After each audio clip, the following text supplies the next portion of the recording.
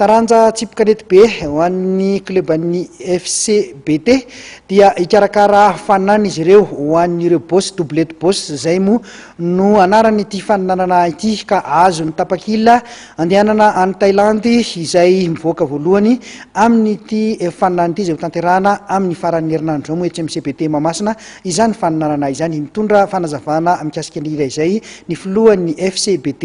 Grand tournoi de pétanque zany izy io ataony 23-24 janvier ho avy zao amin'ny CBT Mahamasina doublette boss izy io sur invitation. Le sur invitation moa zany hoe manapakitaka l'invitation zany zay dia afahan'ireny no afahan'ireo lalao mandray an'izany. Ny loko zaraina amin'izany moa dia 2 billets d'avion tana Thaïlande tana zany hoe izy fananana ohatra antsika ekipa zay mandresy zany any Thaïlande ny 25-26 février. Ho an'ny boss izy ianao zany hoe ireo boss manana karapilalaovana licencié koa ve manao sa hoe sa rehefa boss dia afaka mandray anjara avokoa? Rehefa boss dia afaka mandray anjara daholo. Efa fananana efa pitsanga matetika moa zany izy io fa na samihafa azy amin'ity fotsiny ny loka ho zaraina zay loka goavana indrindra zay ho any Thaïlande. Ho an'ireo te handray anjara ary ahoana ny fomba fanatonan'izy ireo aiza izy ny tokony anatiny?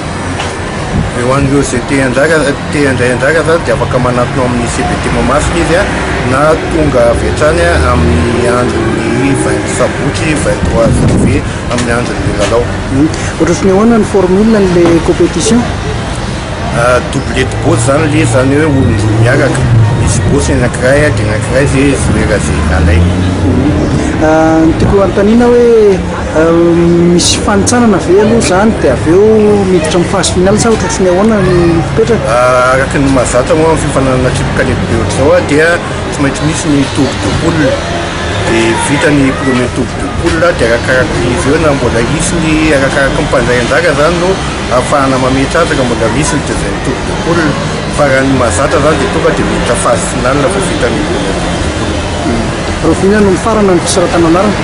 Amin'ny sabotsy amin'ny ora ny farana sabotsy 23 janvier ny farana dia iny fanadidiny ihany koa topolasy tompoko vavo no ametrahana ny veloma mandram-pioana ho amin'ny herinenoto izao indray isorana betsaka isika tany tokantrano tany nanaraka ny fandarana mahery hatramin'ny farany. Isorana ihany koa ireo namana teknisianina aniarany asa nanatosany fandaharana teo ny namana Andritiana Patrika nandrindra ny sary teo ihany koa ny namana Bosikora Solomenjanary napitany sary tany tokantantsika tany eo menjara zavindrakoto zay makirakira ny fampitana ny sary ihany koa dia izay ary no masaka azy na roso fa dia mametraka ny veloma ho amin'ny herinenoto izao indray veloma tompoko.